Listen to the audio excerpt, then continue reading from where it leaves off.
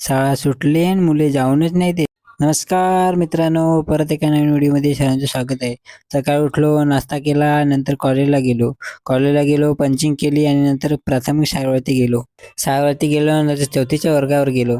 थोडा वेळ बसलो आणि 12 वाजता सुट्टी झाली. मग काय थोडा इकडे तिकडे फिरायला गेलो. मैत्रिणीला सांगा खाऊ घेऊन देत, नाही घेऊन देत. पुढे गेलो तर पोसा काय खा देत होती. आम्हाला सांगा तिकडे सांगा जा, तिकडे सांगा भेटत.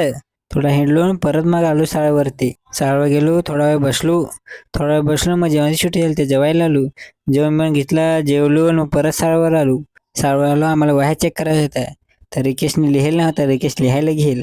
तर पोरग्या पाहा तर खिडकीतून तठून मग शाळेवर आलो. परत पुढे आलो तर हो आमचा डान्सर मला काहीतरी सांगत होता पण काही समजलंच नाही तिचा.